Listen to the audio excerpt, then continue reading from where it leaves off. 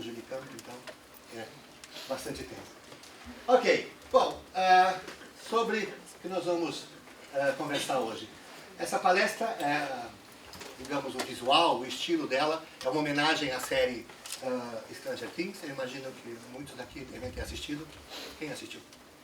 Ah, ótimo. Tá bom? Uma série que eu gostei muito, né?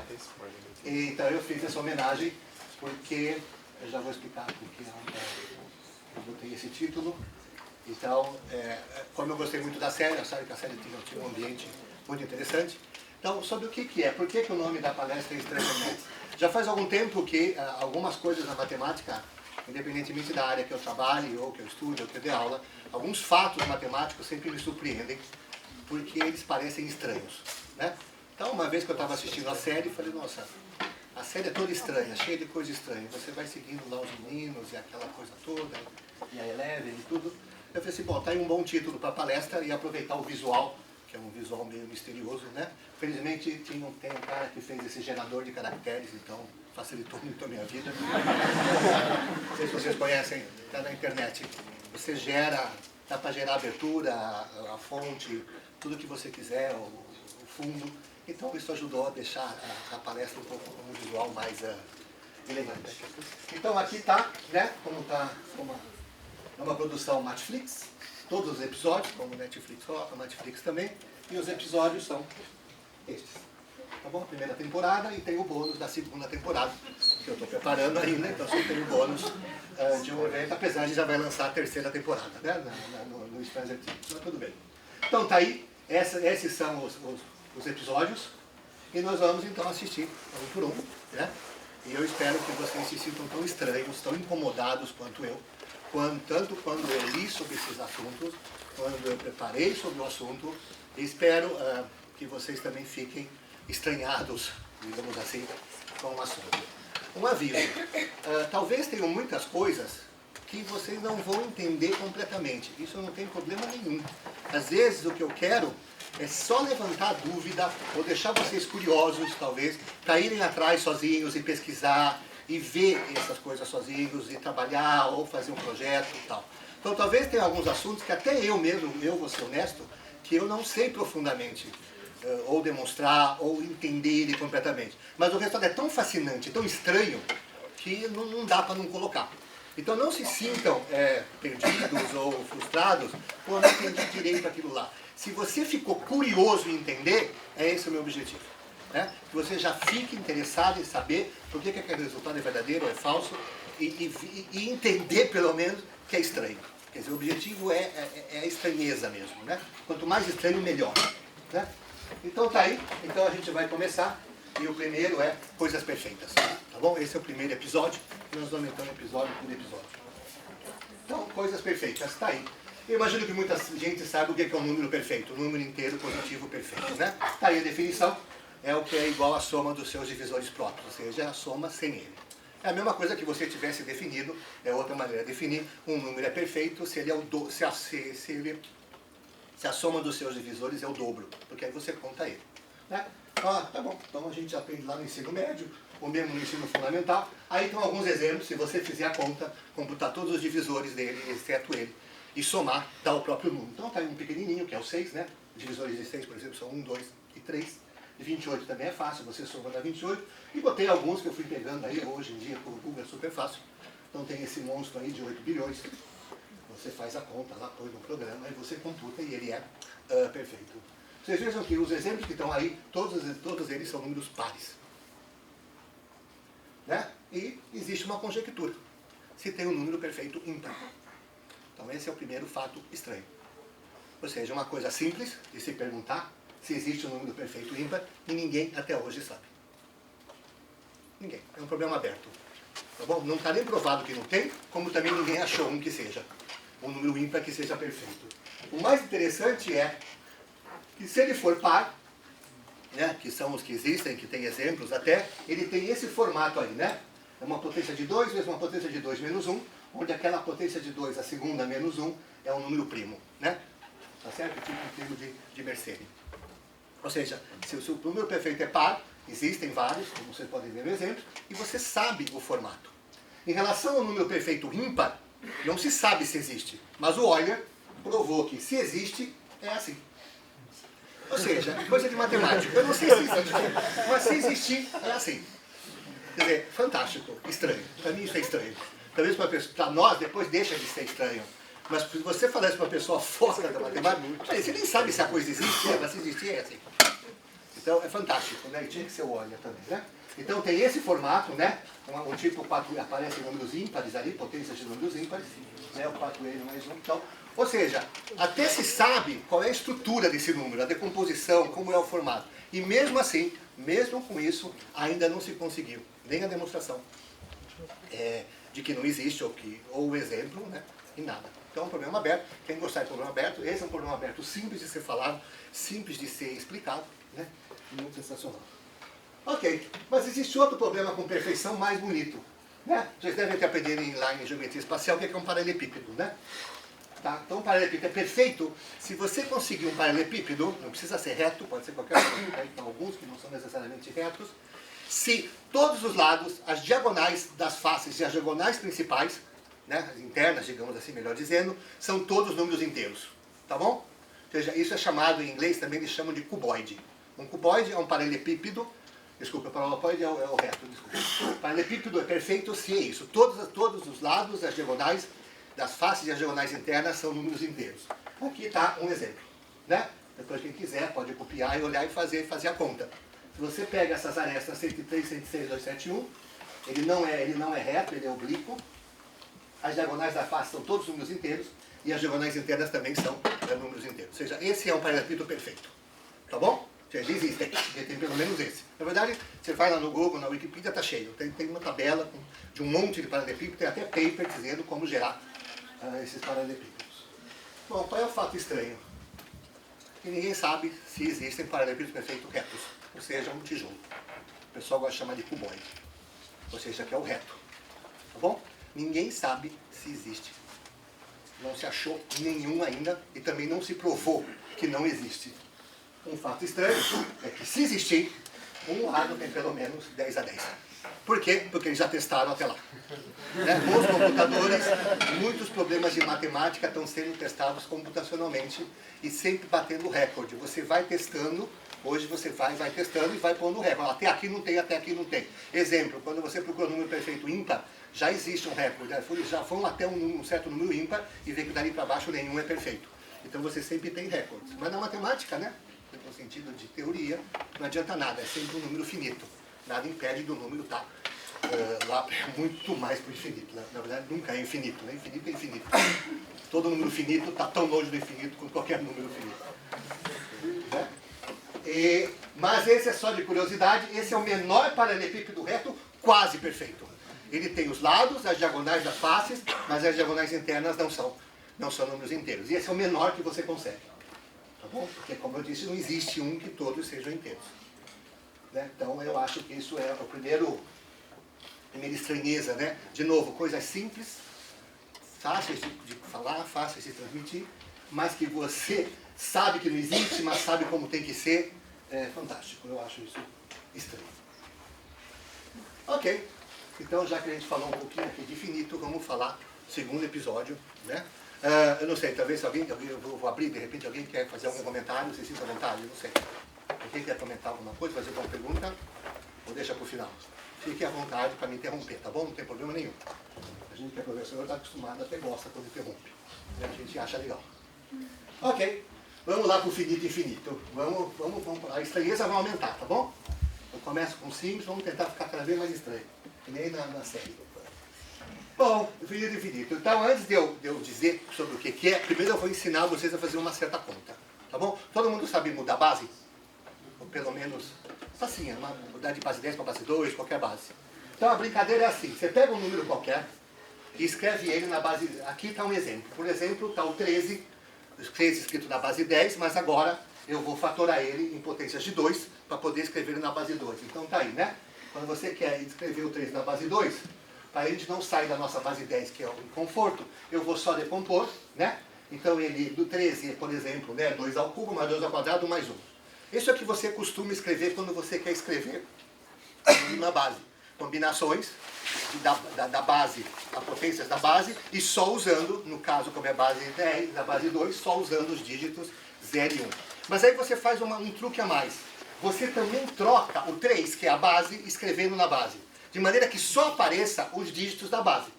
Porque, veja, para escrever 13 na base 2, aparece o 2, que é a base. Mas ela está, né? Então você deixa a base, mas a potência pode aparecer um 3. Então você escreve 1 mais 2. Tá bom? Tá claro? E vai pondo. Tá ok? O outro exemplo eu sei. Estão vendo? Tá ok? Perfeito? Tá bom? Não é isso? Tá claro para vocês? Veja, não se importa como está escrito o número na base. Você só precisa escrever ele da potência. Então 13 na base 2 é 8 mais 4 mais 1. Mas como o 3 não está escrito na base 2, eu escrevo ele também na base 2. 1 mais 2. Tá bom? Porque no número da base 2 não aparece o 3, mas ele é uma potência. Tá claro? É só para indicar que é a terceira. Ok. Mesma coisa o 100. Tá bom? Escrevo tudo usando só os dígitos. E no caso aí da base 3, mesma coisa. Tá bom? Tá bom. Isso se chama base iterada. Você escreve e troca a base. Escreve também as potências na base. Tá ok? Ok. Bom, e aí a gente vai fazer a operação de dilatação. Você vai escrever esse número, vai escrever ele numa base, e depois você simplesmente troca para a próxima base. Aumenta 1 na base. Então é o que eu estou falando assim. No D1 você escreve o N que você quer. Um número inteiro qualquer. E depois do DK mais 1, você escreve o DK na base K, iterada, e troca K para o K mais 1. Vamos ver se a gente entende esse processo. Olha lá. Pega o 13, tá bom? Então está aqui o 13, que já estava aqui. Escreve ele como potência de 2. Tá vendo? E simplesmente troca todos os 2 por 3. Só isso. Não é uma conta, é só trocar mesmo. Tá bom? Claro que o número fica maior, concorda? Então aqui eu escrevi 13 na base 2, troquei os 2 por 3 e agora o número virou 109. Era 13, virou 109. O que você faz agora? Escreve 109 na base 3, tá aqui, tá bom? E troca o 3 por 4, tá? 1281. Aí escreve 1281 na base 4, que já está aqui, e troca o 4 por 5, tá bom? O que vocês acham? Esse número cresce muito rápido? O que vocês acham? Cresce, né? Super rápido, cresce muito rápido, né? Por isso chama dilatação. Eu vou fazer uma pequena modificação agora, que é o que dá origem à sequência de Goldstein. Você faz a mesma coisa, só que antes de mudar a base, subtrai 1. Só isso, tá bom? Então vamos ver se vocês conseguem seguir. Pega o 13, escreve na base 2. Troca o 2 por 3 e subtrai 1, tá vendo? Dá 108, antes dava 109. Pega 108 e escreve na base 3, tá aqui. Troca o 3 por 4 e subtrai 1. Tá ok? Bom, de novo, isso cresce? Vocês acham que cresce muito mais que o outro, que é a dilatação, ou esse cresce um pouquinho menos? Pocão.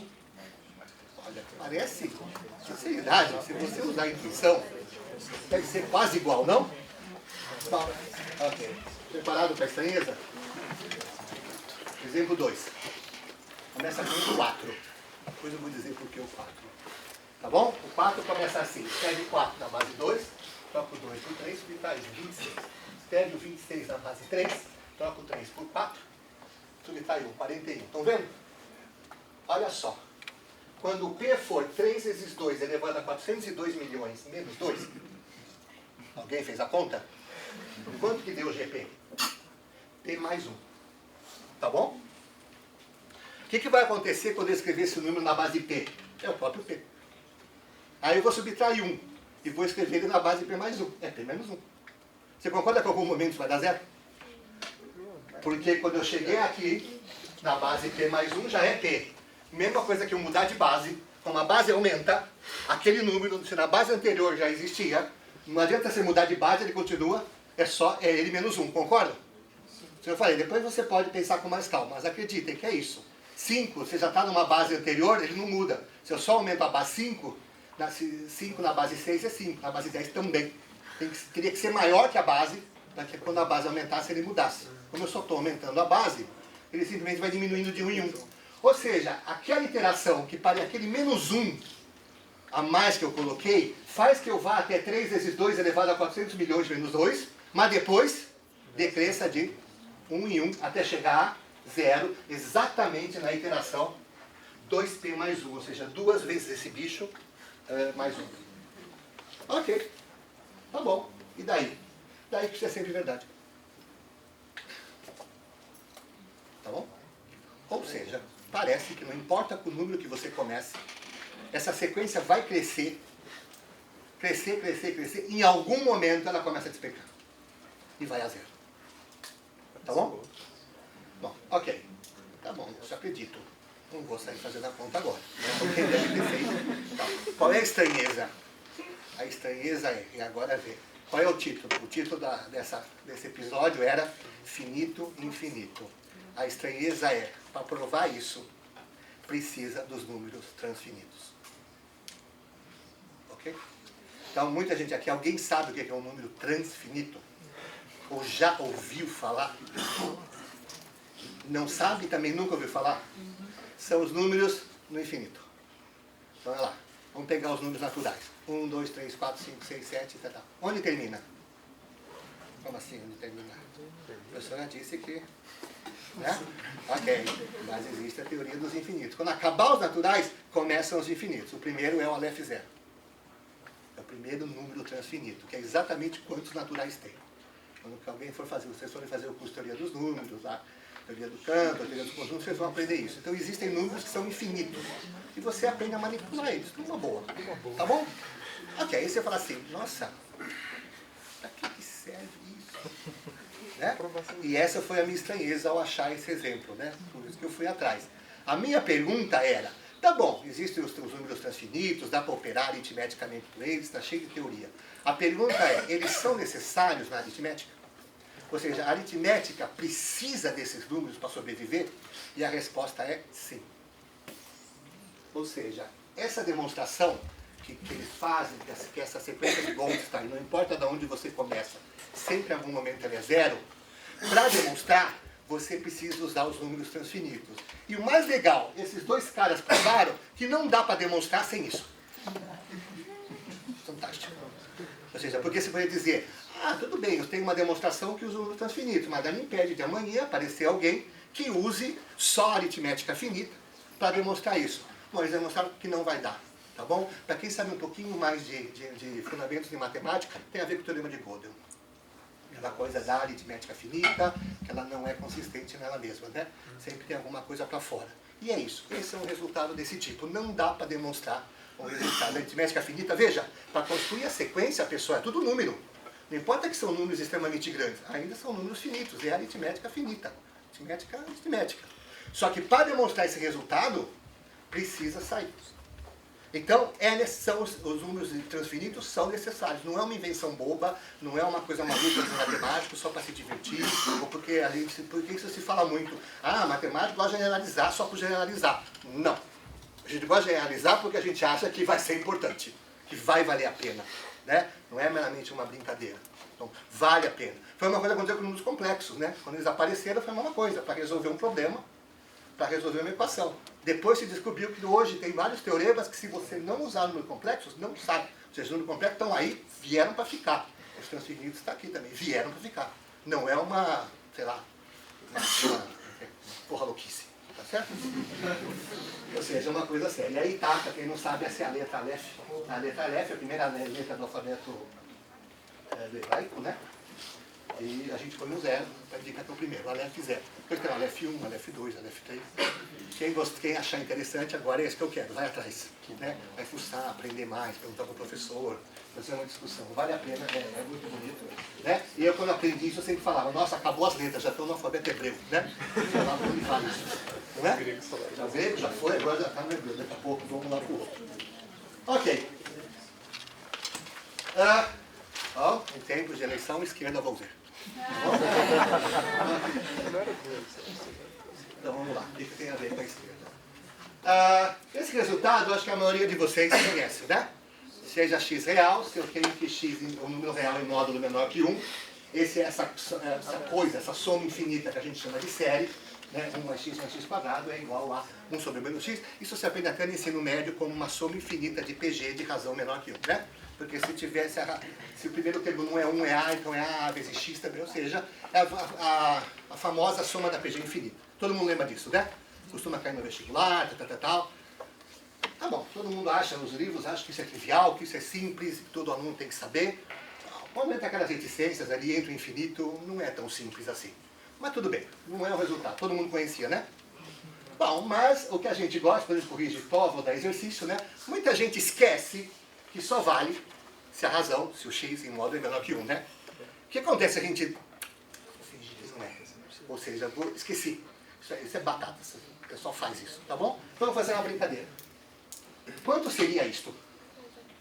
99999 à esquerda, tá bom? Vejam, esse número não existe no nosso mundo. A gente não tem esse número aqui. Porque os nossos números, como é que eles são? Eles vão para a esquerda ou vão para a direita? Eles começam e vão para onde? Para a direita. Eles são de direita. Nosso sistema de numeração é de direita. Apesar de a base ser contada à esquerda. Né? A unidade é o primeiro. Né? Quem é a dezena? É o segundo. Vocês nunca perceberam que é esquisito isso? Você escreve daqui para cá, mas conta daqui para lá. Né? Já perceberam? Na escrita não. Pelo menos na escrita nossa, você escreve da esquerda para a direita e lê da esquerda para a direita. Na numeração não. Você escreve da esquerda para a direita, mas lê a base está ao contrário. Depois eu conto para vocês lerem um ponto sobre isso que é interessante, que é dos direitos. Vamos supor esse número, que os 9 correm para a esquerda, ele seria o que na base 10? Você concorda que seria 9 mais 9 vezes 10 mais 9 vezes 10 ao quadrado, né? Que para nós não faz sentido. Seria o quê? Infinito, né? Mas se você errar e botar o 9 em evidência e usar a série da PG, dá quanto? Quanto deu? Deu? Está escrito. Pode ler. Está em vermelho. Né? Não tem surpresa. Não precisa dar. Menos 1. Vocês acham estranho ou não? Na verdade eu escrevi. Absurdo, né? Vou provar que é 1. Você está certo. Tá bom? Olha lá. Soma. É 1. Olha lá. 9 e 1, 0. Vai 1. 9 e 1, 0. Vai 1. 9 e 1, 0. Vai 1. 9 e 1, 0. Vai 1. O 1 foi para onde? Foi para o infinito. Mas quanto deu ali embaixo? 0. Não é? Não deu 0? Sabe aquele pessoal que você pega varrendo a calçada? Você vê lá a mulher lá com a vassoura varrendo? Eu sempre me pergunto onde vai parar aquele lixo. Eu acho que ela vai até aqui. Vai ver o vizinho, vai até ali. Tá, né? Fica limpinho, não fica? Fica. Não sei onde foi, mas tá limpinho. É o 1. O 1 foi, né? Estão vendo que o 1 foi embora? Aí você olha assim, né, que foi o que eu olhei. Aí tem. Não pode ser uma coincidência. Né? Porque a soma dá certo. Se você falar isso com uma criança, não acredita que deu 0. Então, será que esse número não é uma maneira diferente de escrever os números, tais que esse número é o menos 1? E a resposta é sim. É só escrever os números em vez de direita, você usa o sistema de esquerda. E escreve os números ao contrário. Ou seja, faz a dízima ser finita, sempre, mas libera a parte inteira. E você consegue escrever os números assim. Vai ter um defeito, eu vou mostrar. Por isso que talvez não se use. Ou nunca ninguém tenha pensado, né? Mas é uma maneira de você representar os números reais de uma maneira diferente. Que não é a que a gente está acostumado. Tudo bem, não tem problema nenhum. É só uma maneira diferente. Da onde eu peguei isso? Exatamente de um conto, numa revista de matemática, onde o cara, para explicar isso, ele finge que ele é um embaixador da Terra no outro planeta, onde eles têm esse sistema. E ele tem que convencer, ele tem que ser convencido pelos ETs que o sistema deles funciona, e ele tem que convencer que o nosso sistema também funciona. Mas os dois não se... Até um entender que os dois são meio que equivalentes, é o ponto, né? Então são dois matemáticos, um alienígena e o terrestre, tentando discutir. Então aqui eu fiz na base 10, na verdade o artigo é com base 2, eles usam o sistema binário, porque fica mais fácil as contas, mas aqui para explicar, é como se você tivesse uma maneira diferente de representar os números. E aí, de novo, não dá para fazer todas as continhas aqui com detalhe. Eu trouxe alguns exemplos para vocês verem como ficariam os números se a gente representasse eles desse jeito. Então, por exemplo, o 13/4, que é uma fração, na base direitista é 3/25, na esquerdista também. Você faz a conta e dá. Já o 1/3, na base direitista, que nós estamos acostumados, é 0,3633. Na direitista é 0,76666. Testando, olha lá. Dá certo, tá vendo? Faz a conta. 7 vezes 3, 21, vão 2. 6 vezes 3, 8, 9, 20, vão 2. 2 vai lá para o infinito. É 1. Fica super estranho. Porque a gente não está acostumado. Se a gente tivesse crescido com isso, para nós esse seria o natural. Só que ele tem um defeito. Eu vou mostrar, por isso que não dá para usar. Mas é uma possibilidade para escrever os números. Estão vendo? 1/6. Que bonitinho. Tem uma dízima infinita agora. Só que a parte inteira é infinita. Olha o menos 1 lá. Né? O menos 21. Olha que bonito. É 999, é 9, 7, 9. O duro é ler ao contrário, né? A gente não está acostumado. Mas faz o teste. Menos 1/3. O menos 1/3 é parecido com 1/3 na direitista e na esquerdista. Olha lá. 1/7. 1/7 é maravilhoso, né? Olha a dízima na direitista e olha a dízima na esquerdista. Estão vendo que estão relacionadas? Mas a diversão aí, que foi o que eu fiz, é fazer a conta, né? A diversão é você fazer sozinho. Pegar, mudar a cabeça e fazer as contas ao contrário. Então, é super estranho, mas ao mesmo tempo divertidíssimo, né? Porque te faz te pensar, faz falar, nossa, que interessante, por que não podia ter sido assim? Podia. Ou menos 1/7, agora sim. Menos 1/7 é que dá o período do direitista, do esquerdista. E aqui é o defeito, né? Se você tiver, para quem já estudou um pouquinho teoria dos números, né? Quando a gente representa os números, o que a gente quer é que o produto de dois números não seja zero. Tá bom? Nessa representação é possível que o produto de dois números não nulos dê zero. E são as potências infinitas de 5 e as potências infinitas de 2, que para nós não existem esses números, tá bom? Porque a gente não tem problema com elas. Mas nesse sistema elas existem. Elas são coisas, elas são números esquisitos. Então é um teste assim, 5 vezes 2 dá 10. 25 vezes 4 dá 100.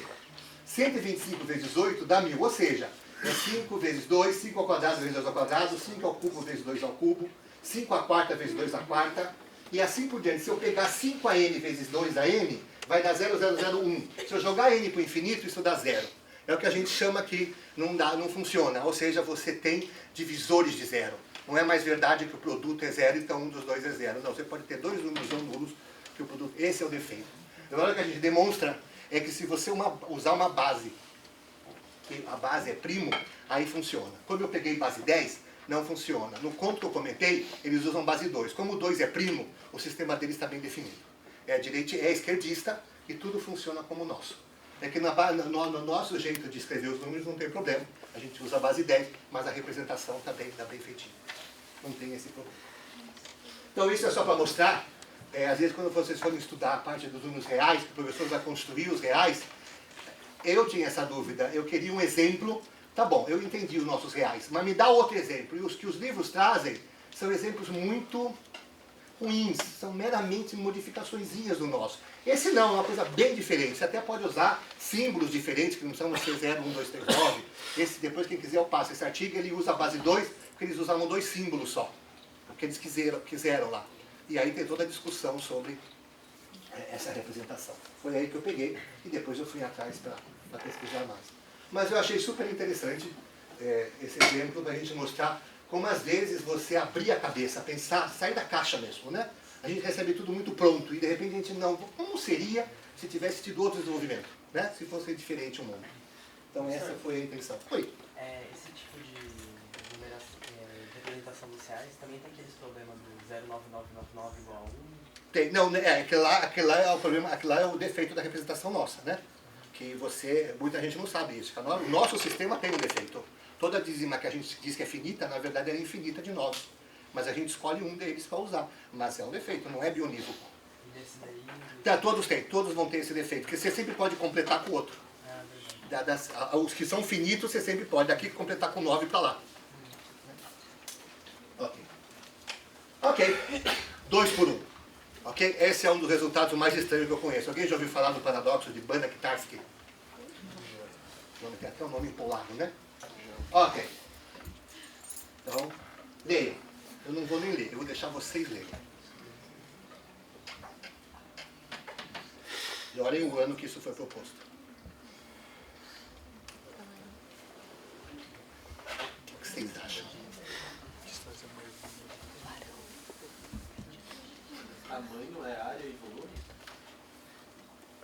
Leia. Por isso que eu falei, essa é a brincadeira. E a pessoa já fez uma pergunta muito boa. O que você quer dizer com igual? Isso. O truque é esse. Quero que vocês pensem. Tá bom, ok, tá aí. Primeira coisa, isso foi feito em 1924 por dois matemáticos, Banach e Tarski. É chamado de paradoxo, mas na verdade é um teorema. Mas é tão estranho que ninguém consegue falar teorema, todo mundo fala paradoxo.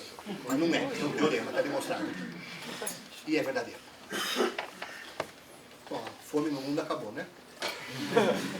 Começa, todo mundo vai ser pago para dividir laranja, né? E nós vamos ter. Ué, então qual é o truque? Stranger Maths. Nós, matemáticos, somos caras estranhos. A gente faz isso. Tá bom?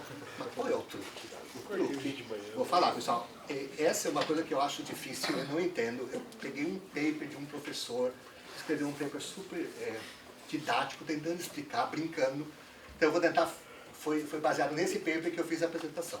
Então não me pergunte a demonstração, eu vou dar uma ideia do que significa que são iguais. Que esse é o truque. Que não é o igual como ele perguntou, significa área e volume. Não, é outra coisa.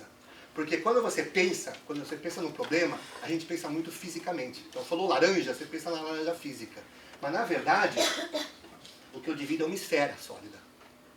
Então, uma esfera, ela é um ente matemático. A laranja é um ente físico. Quando você divide uma laranja, você está dividindo massa, matéria, átomo. Então você pega uma esfera, um ponto numa esfera, todo mundo fala, pega um ponto numa esfera, todo mundo põe, né? Sei lá, a esfera, sei lá, x2 mais y2 mais z2 igual a 1 e pega o polo norte no 0,01. Isso é um ponto. Fisicamente esse ponto não existe.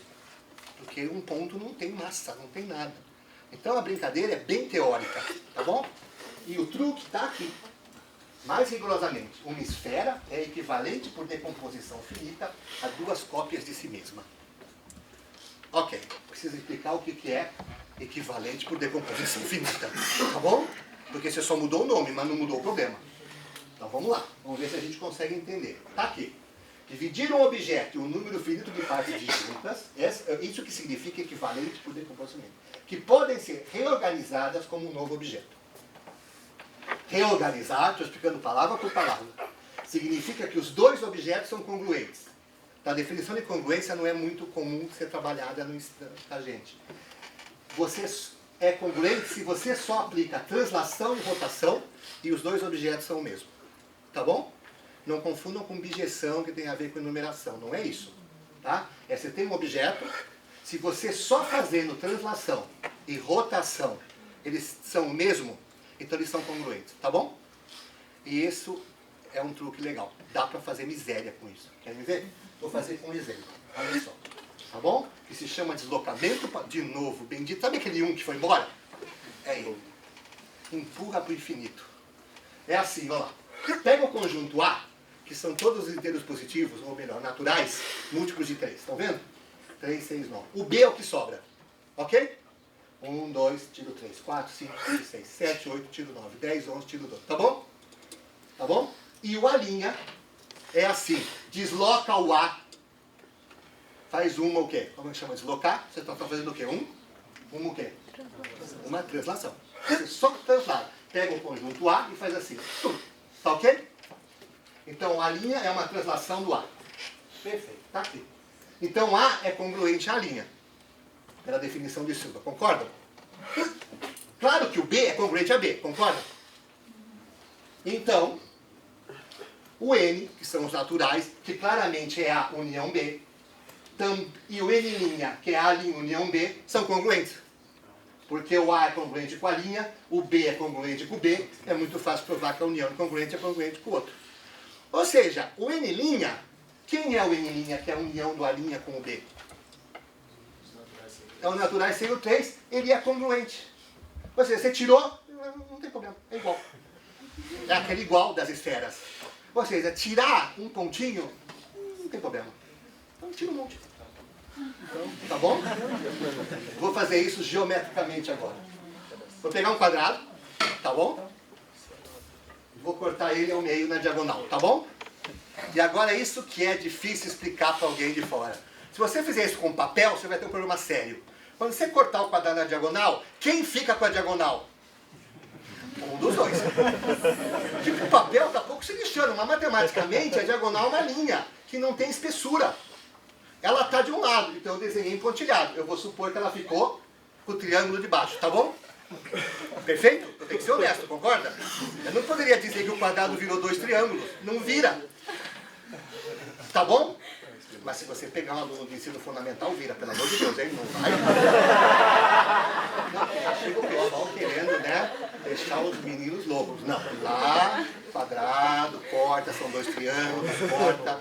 Para nós, não. A diagonal, um é um triângulo, o outro ficou capenga. Perfeito. Agora eu giro os dois, tá bom? E formo esse triângulo isósceles. Tá bom? Que não é o... Concorda que ele não é o quadrado? Porque eu girei e transladei, concorda? Ficou faltando o quê? Este pedacinho, estão vendo? Porque eu tirei daqui, esse pedacinho eu joguei para cá, estão vendo? Essa diagonal ficou dobrada aqui, estava aqui, esse dos dois. Essa daqui eu trouxe para cá, só que a diagonal é maior. Supondo que o lado fosse 1, por exemplo. A diagonal seria a raiz de 2, está faltando aquele pontilhadinho. Então deixa ele quieto aí. Então, a princípio, aquele quadrado não é congruente a esse triângulo, concorda? Mas aí eu faço uma coisa diferente. Eu não vou fazer todas as demonstrações, mas dá para demonstrar que esse quadrado é congruente àquele quadrado tirando um pedaço. Isso no paper tem. Quem quiser a referência, depois eu dou. Isso ele faz a demonstração. E você consegue fazer um para o outro só usando rotação e translação. Então o quadrado é equivalente ao quadrado ser um pedaço. Então ele é equivalente àquele lá, que é equivalente ao quadrado. Então ok. Ou seja, mágica, melhor dizendo, estranho. Esse é o stranger, né? Mas isso é provável. Porém, você faz isso com 2 esferas. É muito mais complicado, né? Você faz coisas muito mais com pontos, conjuntos que são conjuntos de pontos, que não tem massa. Então você consegue quase que duplicar o objeto. Mas aí está uma coisa geométrica de qual é o truque. O que está por trás? Para não pensar que é igual. Ok, e isso que dá ideia, então, ao tal do paradoxo de Banach-Tarski, mas na verdade é um teorema. Ok. Próximo, ora bolas. Tá bom? Vamos falar de bola. Bom, bola, a gente gosta de chamar de bola, pessoal, a generalização do que pra gente é o círculo, a esfera. Então em R é um segmento, né? Uma bola é meramente um segmento de menos R e R. Uma bola de raio R pode ser em qualquer lugar, vamos pegar o centro da origem, a gente poderia escrever x² menor ou igual a R2. Se x é um número real, x² menor ou igual a R², onde R é um número positivo, é simplesmente o intervalo menos R e R. Qual é o comprimento desse intervalo? 2R. A gente chama isso de volume em R. O volume em R é o comprimento. É a maior coisa que você tem. Então, na linha, a maior coisa que eu tenho é comprimento. Se eu vou para R2, a bola de raio R em R2, que a gente chama de círculo, que seria essa equação, x1² mais x2² menor ou igual a R², você tem o círculo cuja área é πr². A área é a maior coisa que você tem em R2, porque você tem comprimento, né? Em 2 dimensões você tem comprimento e largura. Então você tem área. A área é o máximo que você pode ter. Qual é πr²? Se você vai para a esfera, que é em R3, a equação seria x1² mais x² mais x² menor ou igual a R². Aí sim você tem o volume, a gente sabe, decora, cai lá no vestibular tudo. O volume é, em R3, o volume da esfera é 4/3, né? De πr². Vocês conseguem ver algum padrão já? Um tá fácil. Qual é a potência de R? É a dimensão. Não é? O que mais que aparece? Olha, parece que tem pi, né? Será que dá para fazer em R4, que é o que a gente chama hiperesfera? Que seria x1² mais x2² mais x3² mais x4² menor ou igual a... Sim, vocês vão ver quando quem fizer cálculo 2, então você vai calcular o hipervolume disso. Porque agora, como eu estou em R4, eu tenho comprimento, largura, altura e hiper, que é um a mais. Cada um dá o nome que quiser. Eu posso computar o que a gente chama de hipervolume e dar meio de π² R². Ou seja, mantém o padrão das potências de R e vai aparecer um padrão de π. O π ele vai aumentando, mas de 2 em 2. Então ele começa primeiro, não aparece, depois ele aparece π e π, em R4 ele aparece ao quadrado, em R5 ele vai aparecer ao quadrado, e vai aparecendo umas frações aqui que tem uma fórmula. Eu vou colocar a fórmula só de curiosidade. Qual é a fórmula do hipervolume da hiperesfera em Rn? Vai aparecer uma função que vocês vão estudar, muita gente vai estudar, que é a função gama. Mas não importa, tem essa gama maiúscula ali. O importante aqui não é a fórmula, ela está aí só para estar porque existe, ou seja, é possível se computar. E ela tem esse padrão aqui. Lembrando que isso aqui a gente chama função chão, né? É o maior inteiro, o menor é igual. Então é por isso que o π ele vai aumentando em cada 2. Mas não importa, né? Você pode computar isso, tá? Então eu poderia fazer um gráfico de fixar o raio igual a 1, ou seja, pegar sempre a bola de raio 1 em R1, em R2, em R3, em R4, e ver o que acontece com esse volume, ou dos hipervolumes, e dar esse bicho. Ou seja, olha que interessante, o volume começa aqui, no R5 atinge um máximo, e depois vai a 0. Né? Assim, a gente, imediatamente você pensa numa coisa assim. Não é? Concordam? Sim ou não? Tá bom. Bom, vocês têm que acreditar em mim. O gráfico está aí. Esse gráfico tem um erro. Alguém saberia dizer qual é? Você está comparando laranja com banana. Qual é o erro? Alguém consegue perceber? Hã? Isso. Então, se o R, por exemplo, é 1 centímetro, o primeiro é centímetro, o segundo é... O terceiro, pode pôr no mesmo gráfico? Não. Então, muitos papers e livros põem esse gráfico, mas ele é um gráfico falso. Os números em números sem a unidade estão, mas vamos ser honestos, se eu quiser mesmo avaliar e fazer um gráfico e ver, eu deveria comparar no mesmo gráfico coisas que têm a mesma unidade. Então é o que eu vou fazer agora. Em vez de eu olhar o volume da esfera, eu vou fazer o seguinte, eu vou pôr em volta da esfera um cubo. Tá bom? Exemplo, no segmento é o próprio segmento. No quadrado eu ponho um círculo circunscrito, tá bom? No cubo eu ponho, desculpe, começo com o círculo, eu ponho o quadrado circunscrito. Na esfera eu ponho o quê? O cubo circunscrito. Na hiperesfera eu ponho o hipercubo circunscrito. E eu vou comparar o volume da esfera com esse cubo por fora. Porque esses dois têm a mesma unidade. Então o que eu vou fazer? Eu vou pegar agora o cubo de lado 2R. O cubo de lado 2R, na verdade, é o cubo que circunscrito a esfera de raio R. Porque o diâmetro da esfera de raio R é 2R. Então o cubo que a circunscreve tem lado 2R, concorda? Uma conta rápida é fácil. É 2R elevado a N. Porque no comprimento é 2R. Na área é 2R ao quadrado. No cubo é 2R ao cubo.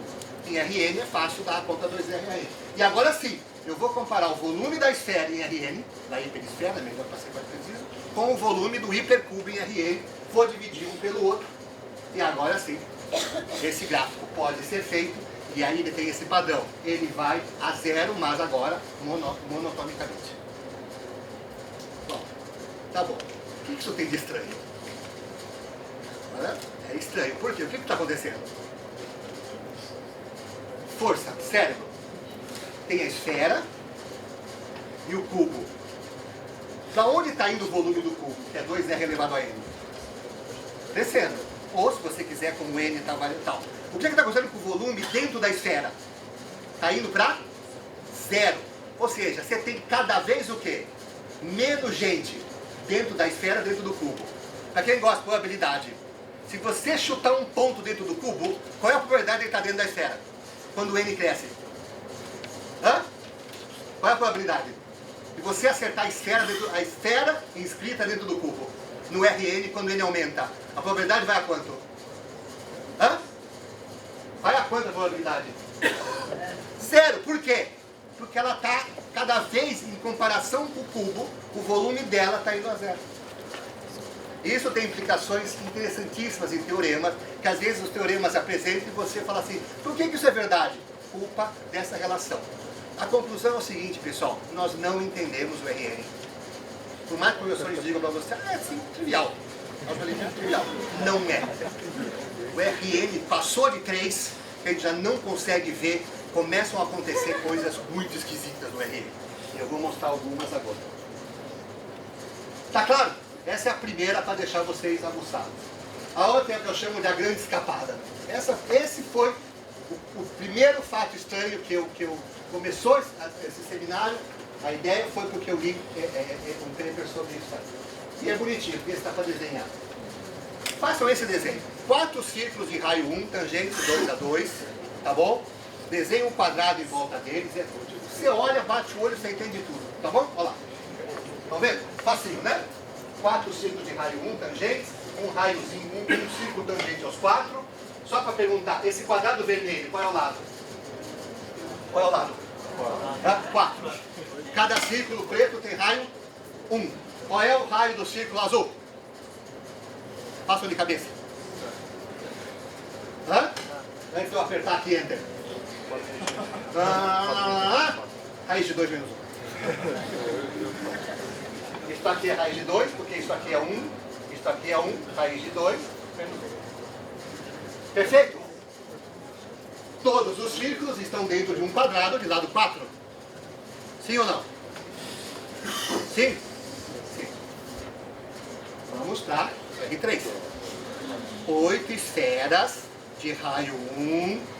Tá? Que lado tem o cubo? 4. Né? E agora eu tenho a esferinha azul lá no meio.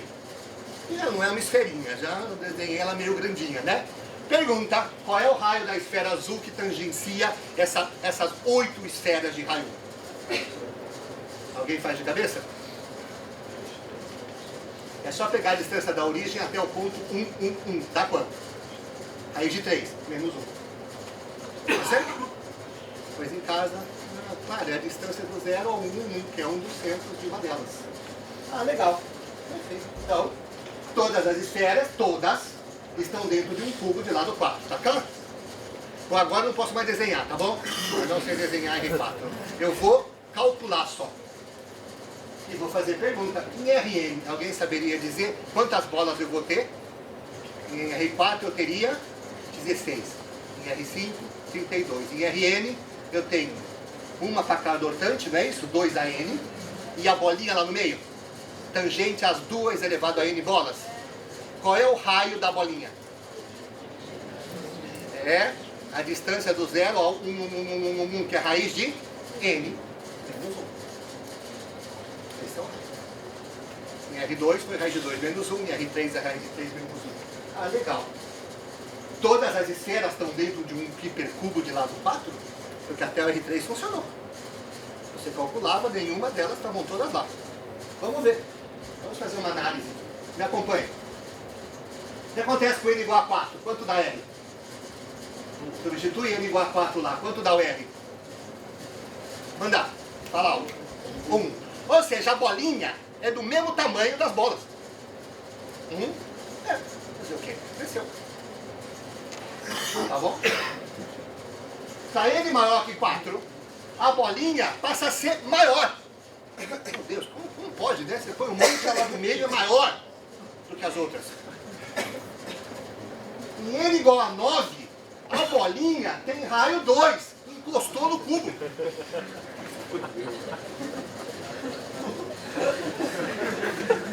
Da N maior ou igual a 10, a bolinha sai do cubo. Eu não tenho a menor ideia de como é o R9, o R10, o R8. Pelo amor de Deus, não sei. Como pode? As outras estão lá, as bolinhas de raio 1 não se mexem, estão todas bolinhas. E a desgraçada do meio. Né? Ou seja, a gente não entende, gente, a geometria do RN. É uma coisa muito difícil. A gente está até o R3, já é tá bom. Né? Mas esse foi o primeiro fato mais estranho que eu já escutei na minha vida. Né? Quando eu vi a primeira vez, eu fiquei fascinado com ele. Nossa, sensacional. Quer dizer, talvez muitas coisas que aconteçam com nossos programas de computadores, quando você está trabalhando no RN, é culpa disso. A geometria é diferente, a coisa não é como a gente está acostumado a ver. Vão acontecer coisas diferentes. Ok.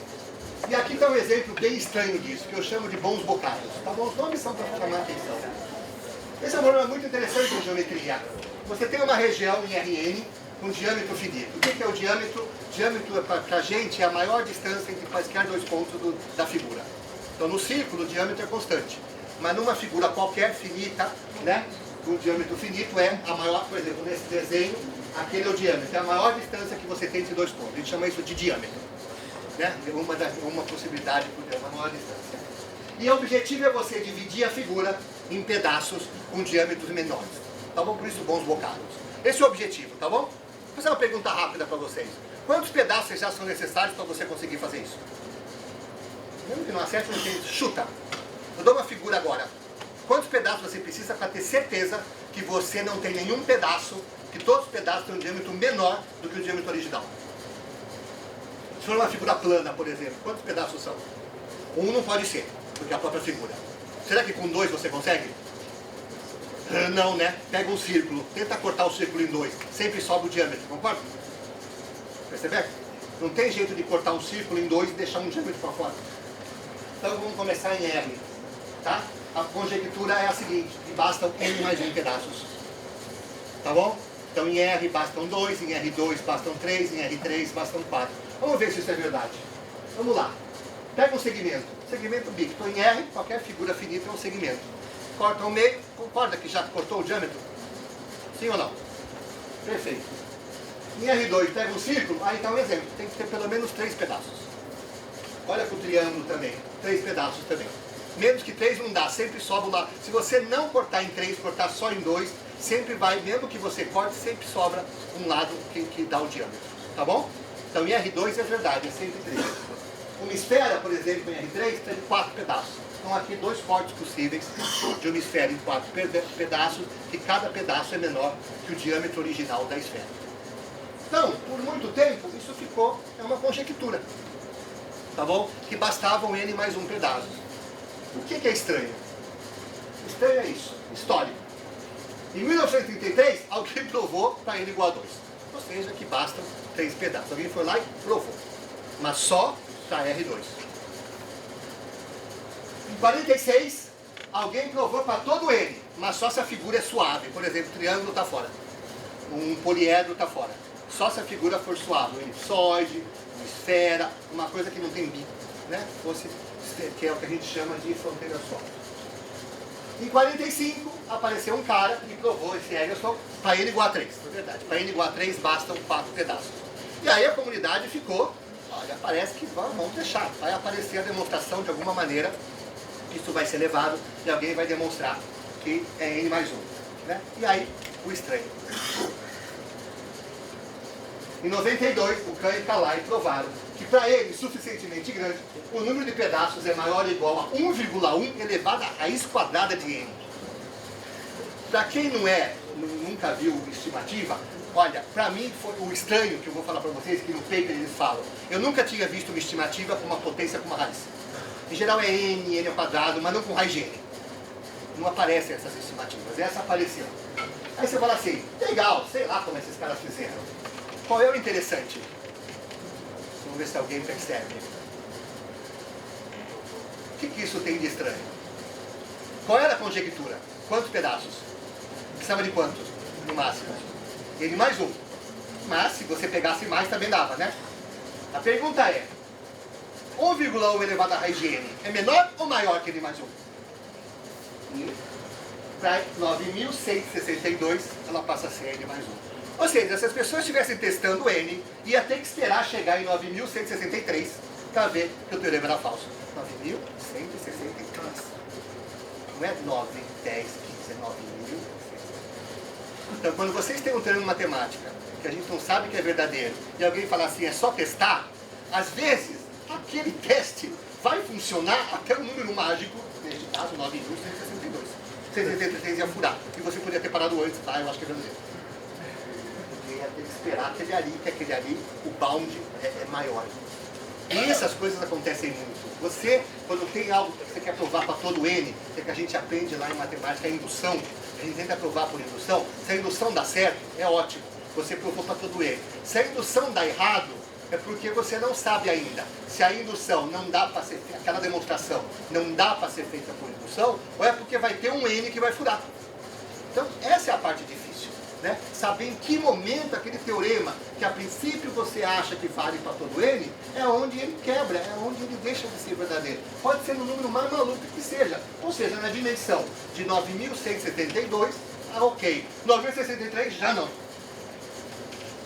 Por que 9162? Não sei. Estranho. Mas é, a gente acha que é tudo bonitinho, né? Não, é 3, 4, não. A gente não sabe. É completamente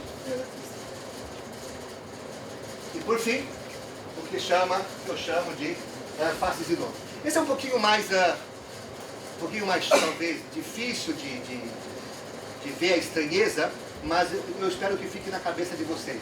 O nome é uma homenagem aos polinômios, né? Polinômio, né? O que é um polinômio? Né? Muitos nomes. Nômio vem de nome, poli vem de muito. E aí eu brinquei com faces, que é poliedro, que é face, e nômio, que é nome. Então a brincadeira é de polinômio com poliedro. Daí o nome, faces e nomes. Né? Então a pergunta é, o que tem a ver polinômio com poliedro? Na verdade, para a segunda temporada eu já estou preparando, eu já achei mais resultado onde há polinômios e poliedros parece que caminham de mão juntas, apesar de estudar os dois separados, né? Mas não tem nenhuma relação em estudar polinômio com estudar poliedro. Né? Geometria espacial com polinômio algébrico.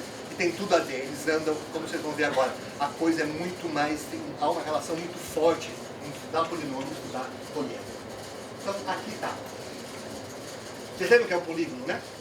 Polígono é R2. Polígono convexo, ou seja, não tem boquinha, né? É quadrado, pentágono, né? Não, por exemplo, o que a gente chama de estrelado não é convexo. Podem pensar nos polígonos que estão acostumados. Triângulo, pentágono, hexágono, tudo sem ser convexo, né? Quando você vai escrever ele, como em geometria analítica, que você escreve com equações, tem um teorema que diz que você pode escrever qualquer polígono convexo no plano, por isso que eu falo polígono, bastando duas equações polinomiais. Isso muita gente, mesmo quem é da área, não sabe. Aqui está um exemplo. Pega esse quadrado, agora pensando em GA. Os vértices são menos 1, 1, 1, 1 quadrado. Se a gente quisesse rapidamente escrever eles como equações, é fácil. É só você pegar x entre menos 1 e 1 e y entre menos 1 e 1. Quantas equações são? 4, concorda? Porque x entre menos 1 e 1 são duas. É x menor ou igual a 1, x maior ou igual a menos 1, y menor ou igual a 1, y maior ou igual a menos 1. São 4 equações polinomiais. Mas bastam duas se você considerar polinômio. São essas.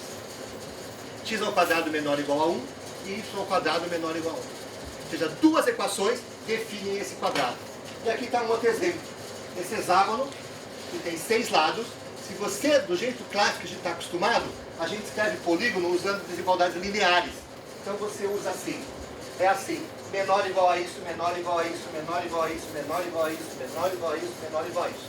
Não importa como faz isso. A gente consegue, qualquer polígono de n lados, escrever ele como n desigualdades lineares. O teorema diz que bastam 2 polinômios. Acreditem em mim, essas duas desigualdades definem esse hexágono.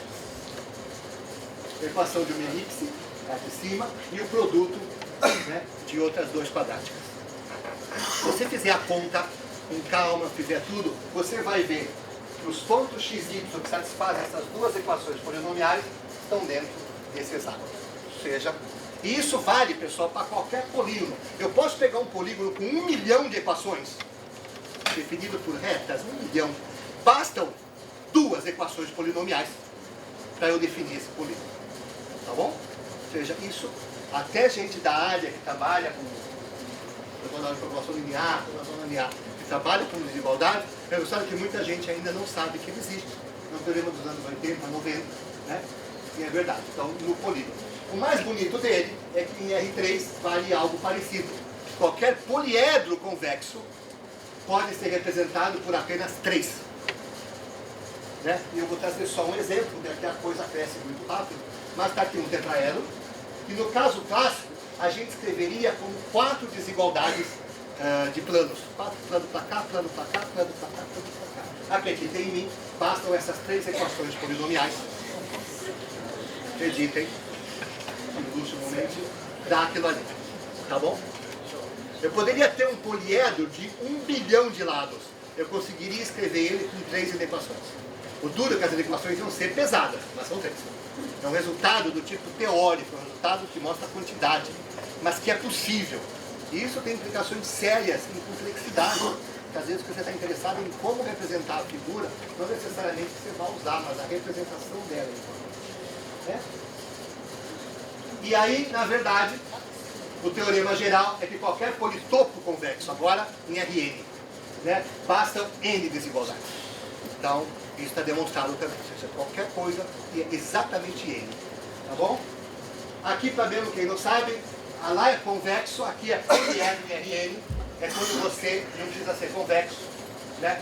Você pode representar por 2N desigualdades. Tá bom? Você já dobra, mas que agora você tem. E o pior de tudo, o pior é que o teorema final é muito mais completo, né? É que se você tem um conjunto de desigualdades polinomiais, quaisquer, você pode trocar por apenas este número de desigualdades, onde n é a dimensão, tá? Em particular n mais 1 sobre 2. Por isso que eu falei que esse é mais difícil de seguir, só está aí porque eu também apresento isso para o pessoal que já fez programação linear e sabe um pouquinho mais. O que eu estou dizendo aí, você pode ter um monte de equações polinomiais, 1 bilhão em R3, e bastariam 3 vezes 4, bastariam 6. Que é aquele número n mais 1 sobre 2. E tem gente que provou isso aí. A prova é super complicada, é uma prova de existência, ela não diz como construir os polinômios, ela diz que eles existem. Mas isso tem implicações sérias em como você pode representar um poliedro. E às vezes você está lá estudando polinômio e você não tem a menor ideia para que serve. Aí você fala assim, tá, mas o polinômio não serve para nada. Bom, mas se você representa poliedro, e poliedro tem a ver com configuração molecular, a coisa já muda de figura. Porque quando a gente aprende lá em química as moléculas formam certas figuras geométricas. E é um problema sério em química, né? Em química, engenharia química, achar a estrutura de uma molécula. Você tem que estar estudando poliedro, como que é a configuração geométrica dos átomos. Se você junta os dois, fantástico. Você começa a ter mais armas para poder atacar o problema. Às vezes coisas que parecem desconexas te dá arma para você atacar. Porque a gente nunca pode estar assim, isso não serve, aquilo não é, eu só estudo álgebra, não estudo análise, eu só sei PAPG, não quero saber nada de exponencial. Não é assim. Você não sabe, essa é a importância disso. As coisas estão ligadas e vocês são o futuro. Quem for fazer pesquisa, for trabalhar, cabeça aberta, né? Fechar, não se prendam, né? Isso não serve ou aquilo, não vou estudar esse problema não é importante, ou isso aqui não serve para nada, para o desenvolvimento do país. Você não sabe. Amanhã a cura do câncer pode estar vindo daqui. Não sei. Quem pode afirmar que não? Ok. Para encerrar, como eu falei, uma prévia da segunda temporada. Vocês já viram que mudou o visual, já é da segunda temporada. Eu fui procurar da terceira, está mais bonito ainda. Ok? Estranho Pi. Tá bom? E essa é rápida. Essa é para matar todo mundo de raiva. Tá bom? Infelizmente na ciência, né, em particular na matemática, existe gente do mal. Tá bom? E hoje em dia, com a coisa das publicações, vocês devem escutar às vezes a gente reclamando, né? Revistas idôneas, revistas não idôneas, é difícil publicar um paper numa revista de ponta, numa revista boa, por exemplo, publicar na Science, na Nature, no matemático, isso é muito difícil, mas a gente tenta publicar em revistas de matemática sérias. Infelizmente, tem revista de matemática, não vou falar o nome, porque eu não posso falar palavrão neste horário, tá bom? Que publica qualquer coisa, inclusive papers onde afirmam que o pi está errado. Eu trouxe aqui 2 papers. Um que afirma que pi na verdade é 17 menos 8 raiz de 3. Está publicado em revista indexada. E o outro diz que pi na verdade é 14 menos raiz de 2 sobre 4. E que o pi que a gente usa está errado. Como é que ninguém nunca percebeu? 2 papers. 2 indianos por aqui. Tá bom? Quem quiser fuça, é só digitar na internet. Pi errado. Wrong pi. Publicado. A revista se chama, é a mesma revista, tá? Journal of Mathematics. Tá? Eu peguei exatamente de um site de um matemático fazendo uma crítica séria, porque não se joga uma bomba nisto. Entendeu? Isto não é pesquisa, isso já é um nível de... não sei o nome. Tá bom? Veja, eu trouxe uma coisa sobre o pi, que claro, vocês vão rir, tá tudo louco. Agora, pensem um pouquinho se não deve ter por aí paper com besteira assim, que não dá para perceber que está errado, e publicado.